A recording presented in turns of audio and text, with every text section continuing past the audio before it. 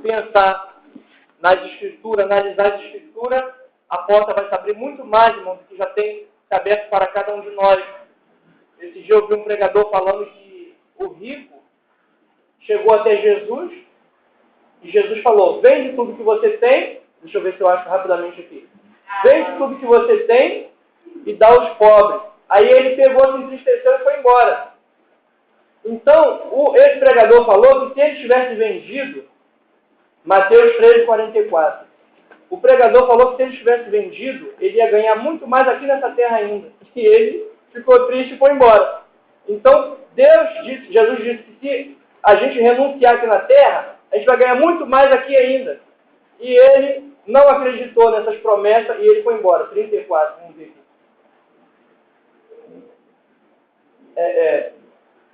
Glória a Deus. Mateus 13:34. Aleluia, eu me perdi aqui. Vende tudo que tens e dá aos pobres. Então os irmãos veem que se nós começarmos a renunciar conforme a Escritura manda, nós vamos receber, 13:44, nós vamos receber muito mais aqui na terra ainda, né, irmãos? E se confiar que as palavras do Senhor são verdadeiras. 13:44. As parábolas do tesouro escondido, da pérola e da rede. Glória a Deus. Também o reino dos céus... esse aqui já é outro texto. Mas a princípio, vou deixar marcado aqui porque tem a ver também. É porque tem um dicionário aqui, a gente vai ver aqui rapidinho. Vende. A gente vai achar a palavra certa. Vendei o que tens e dá aos pobres. Vamos ver aqui. Lucas 12:33. Aleluia, Jesus. 12:33. Então os irmãos vê aqui em Lucas 12:33. Dá uma benção aqui, irmão. Vendei o que tens e dai esmolas, e fazei para vós bolsos que não se envelheçam, tesouro nos céus que nunca acabe, aonde não chega ladrão e a traça não rói.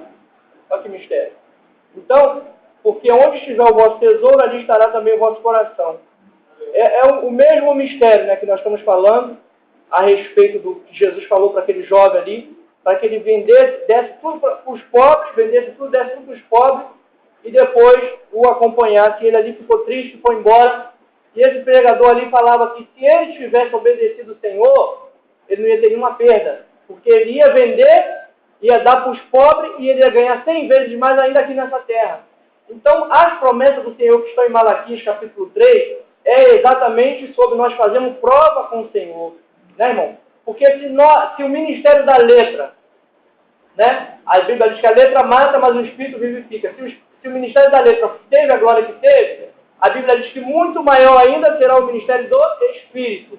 Então, se nós confiarmos no Senhor, nós ouvindo a voz de Deus como nós temos ouvido, as promessas de Deus que nós temos ouvido, Deus com certeza vai honrar sua palavra. Mas nós não podemos, né, duvidar das promessas do Senhor. Né? Glória a Deus.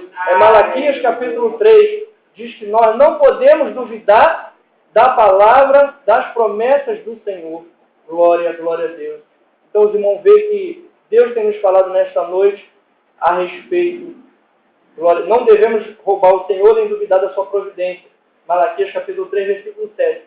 Então, se nós formos analisar o devolver a parte que cabe à obra do Senhor, né, que a Bíblia diz, trazei todos os dízimos à casa do tesouro, capítulo 3, versículo 10, trazei todos os dízimos à casa do tesouro para que haja mantimento na minha casa e depois fazei prova de mim, diz o Senhor dos Exércitos. Se eu não vos abrir a janela do céu e não derramar sobre vós uma bênção tal que dela vos advenha maior bastante. Irmão, se nós confiarmos com sinceridade na mão do Senhor, muitas maravilhas Deus vai fazer em nossa vida.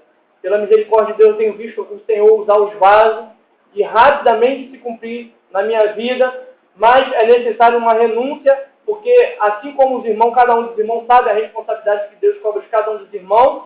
Se os irmãos fizerem conforme Deus quer de cada um dos irmãos, os irmãos vão poder também ver essa diferença que eu estou passando de experiência, de ver ativamente Deus falar e cumprir. Certa vez eu estava na 300 na Santa Ceia, e Deus usou o irmão e falou no final do culto: Deus está cuidando da família de uma pessoa aqui. Quem é? Aí eu estava do lado de fora, levantei o dedo lá fora e ele falou: você. Então, quando nós estamos fazendo o que Deus quer, com certeza nós vamos ouvir a voz de Deus. Você faz a minha vontade que eu vou cuidar da sua família.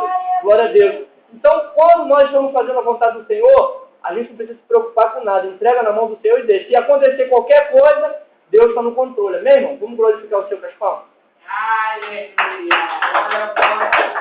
Então, Deus quer glorificar essa palavra maravilhosa que Deus tem nos dado a respeito da providência do Senhor.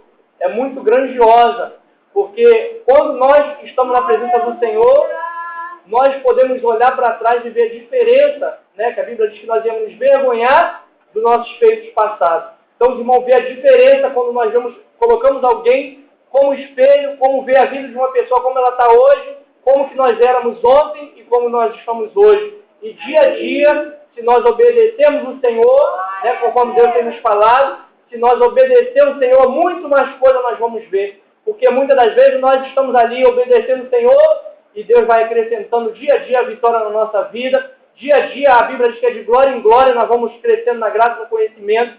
Assim como Jesus aqui na terra, quando ele esteve aqui, ele crescia na estatura, na graça e no conhecimento. Deus assim fará com todos nós também, através de seguir o Filho de Deus olhar e ver que nós somos sinceros, estamos fazendo a obra de Deus com sinceridade. Eu vou falar porque Deus está falando no meu coração. Esse dia eu estava passando uma prova e eu cogitei, né, de parar um determinado tipo de trabalho para o Senhor, e Deus falou comigo: você vai parar esse trabalho na mesma hora. E eu falei, voltei atrás, né, disse não, e uma pessoa da minha casa ficou duramente enferma, que eu pensei que desse ano de 2010 para 2011 não ia passar, né? Então, muitas das vezes, quando nós, terra, queremos tomar nossas próprias decisões e colocar a obra de Deus em jogo, é muito perigoso.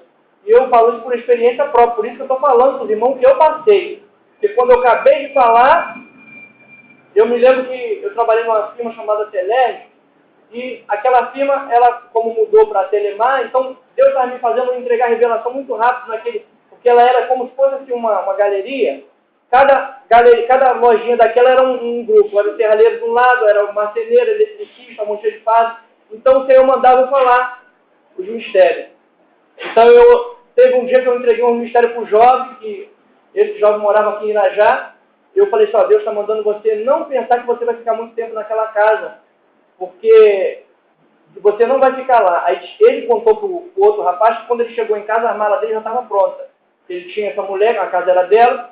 Aí ele não queria nem mais conversa comigo, porque ele achava que eu estava jogando maldição. Ele não entendia o que era Deus, né, entregar o mistério de Deus.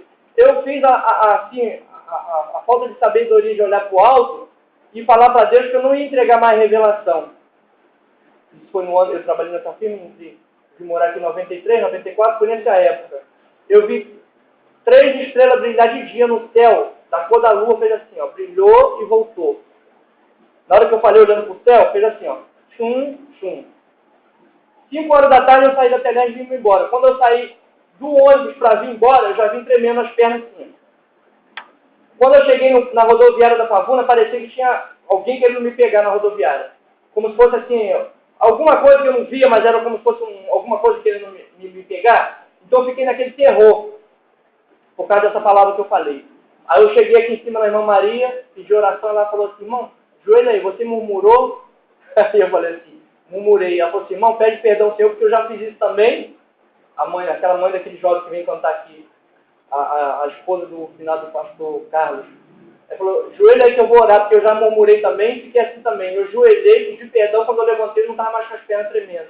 O irmão tinha que ver o terror que foi que eu fiquei com aquela murmuração.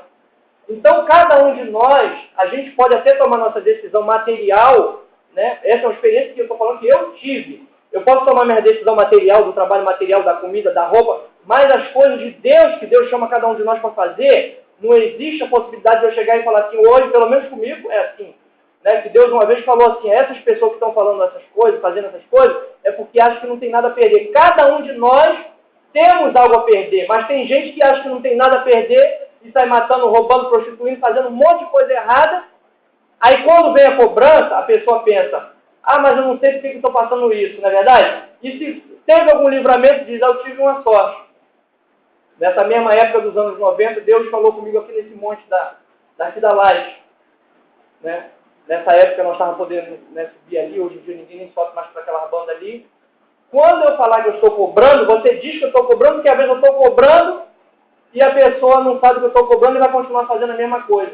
Então, esses mistérios que Deus dá para a gente, né, para a gente entregar para a pessoa às vezes, é um mistério que aparentemente para a gente não tem muito valor, né? Mas é a vontade do Senhor a gente chegar e falar aquilo que Deus quer e depois é a pessoa com Deus, não é verdade? Porque não tem nem como eu tentar entender por que Deus está querendo que eu fale aquilo. A gente faz só a vontade do Senhor e dá tudo certo. Porque quando a gente está na direção de Deus, eu vou falar porque Deus está mandando falar.